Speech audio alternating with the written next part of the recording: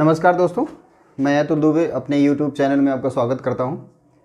आज हमारा जो है पॉलिटी के ही सीरीज़ को ही हम कंटिन्यू करेंगे आगे।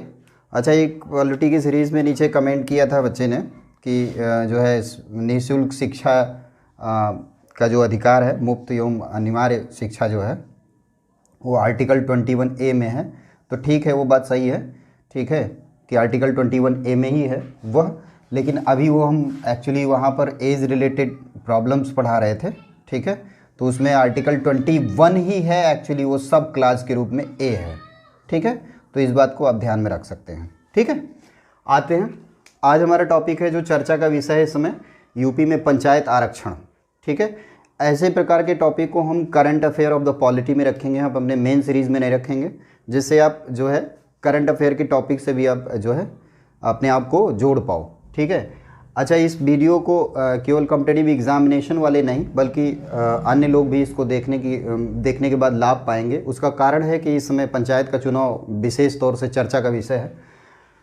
तो आते हैं, यूपी का पंचायत का जो आरक्षण है वो इस समय चर्चा का विषय इसलिए है कि हाईकोर्ट का एक आदेश आया है कि पंचायत के आरक्षण की जो प्रणाली है वो 2015 को आधार बनाकर लाई जाए, 1995 को नहीं।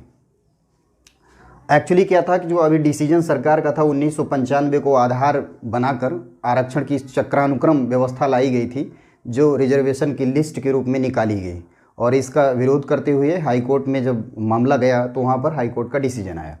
2015 के आधार पे जो डिसीजन आया है उसमें 2011 की जनगणना को आधार बनाया गया है, जिससे रीसेंट डेटा उसमें सबमिट हो सके।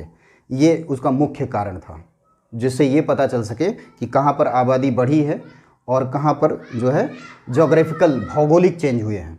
आते हैं, जो पंचायत जो है पंचायत की बात है, वो पंचायत राज्य सूची का विषय है। राज्य सूची का विषय होने का मतलब है कि इस पर राज्य सरकार कानून बना सकती है, लेकिन यहाँ पर ध्यान देने की ज़रूरत है कि राज्य सरकार केवल इस पर कानून बना सकती है, ये बात सही है, लेकिन केंद्र सरकार अगर कोई संवैधानिक उपबंध करना होगा तो वो केंद्र सरकार करेगी। यानी कानून बनाने का अधिकार तो राज्य सरकार के पास पंचायत राज्य सूची पे मतलब राज्य सूची के विषय होने के कारण से पंचायतों में राज्य सरकार के पास है, लेकिन अगर संवैधानिक उपबंध करना होगा तो वो संसद को है। आते हैं, पंचायत एवं नगर पालिका में जो आरक्षण की व्यवस्था है उससे मैं आपको परिचय कराता हूँ।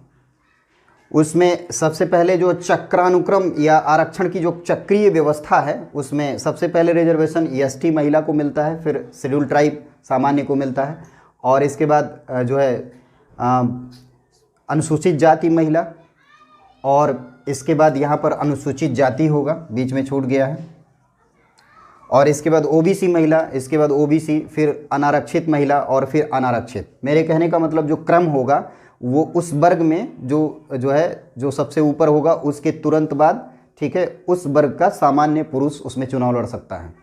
मेरे मतलब पहले अगर महिला है तो इसके बाद पुरुष, ठीक है, और यहाँ महिला है तो इसके बाद पुरुष, यहाँ महिला है तो इसके बाद पुरुष, यहाँ महिला है तो इसके बाद पुरुष।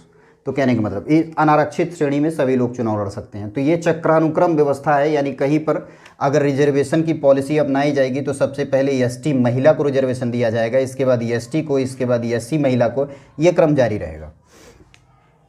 महिलाओं को पंचायत में और नगर पालिका के चुनाव, नगर निकाय के चुनाव में 33% आरक्षण यानी 1/3 रिजर्वेशन का प्रोविजन कॉन्स्टिट्यूशन में दिया गया है।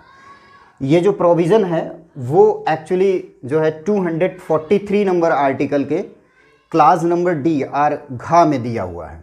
यहाँ पर एससी, एसटी, ओबीसी और वीमेन रिजर्वेशन की बात की गई है, जिसमें 1/3 रिजर्वेशन में महिला को भी दिया गया है। इसमें यह भी लिखा गया है कोई राज्य अगर चाहे तो इस आरक्षण की मात्रा को बढ़ा सकता है, और कई राज्यों ने बढ़ाया है जिसमें यूपी नहीं है, हिमाचल प्रदेश, बिहार और मध्य प्रदेश इसके उदाहरण हैं जिन्होंने ये सीमा जो है 50% कर दिया है।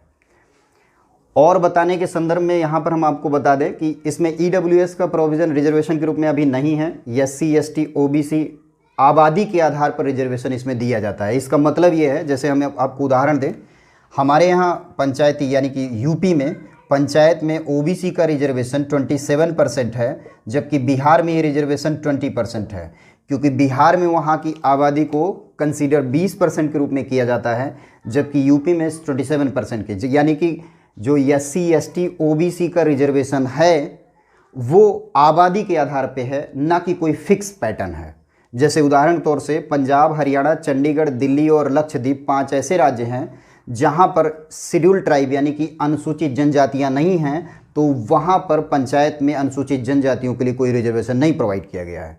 इसी तरह अरुणाचल प्रदेश, नागालैंड, अंडमान निकोबार द्वीप समूह, लक्षद्वीप में जो है अनुसूचित जातियां नहीं हैं, इस कारण उन्हें अनुसूचित जाति के लिए कोई रिजर्वेशन वहाँ पंचायत और नगर निकाय में नहीं दिया गया है। तो ये बात जानने की ज़रूरत है कि यहाँ पर जो रिजर्वेशन है वो आबादी के परसेंटेज के हिसाब से, अगर आबादी नहीं होगी तो रिजर्वेशन नहीं होगा, आबादी कम होगी तो रिजर्वेशन कम होगा, और आबादी ज़्यादा होगी तो रिजर्वेशन ज़्यादा होगा। कहने का मतलब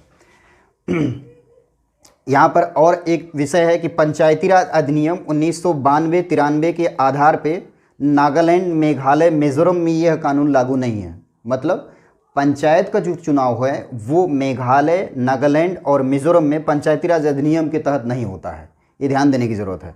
और मणिपुर में जिला परिषदीय क्षेत्र में भी यह लागू नहीं है। मतलब 4 ऐसे राज्य मिनिमम हैं जहां पर आर्टिकल 244 में यह कॉन्स्टिट्यूशन में प्रोविज़न दिया गया है कि इन क्षेत्रों में पंचायती राज अधिनियम 1992-93 लागू नहीं है। 92 का मतलब जब ये कानून आया और 93 का मतलब लागू हुआ, और 24 अप्रैल से पंचायती राज दिवस के रूप में ये मनाया जाता है। ठीक है, अब हमारे यहाँ ये इस पूरे वीडियो में एक थोड़ा सा हम आपको और क्लियर करने की बात करते हैं कि जो महिला का रिजर्वेशन है, ठीक है, वो महिला का रिजर्वेशन लंबवत और क्षैतिज दोनों रूप में है। लंबवत रिजर्वेशन का मतलब होता है कहीं पर भी, चाहे आप शैक्षणिक संस्थान में हो चाहे चुनाव में हो। लंबवत का मतलब है कि ये 100% है, तो इसमें जो है 10% EWS,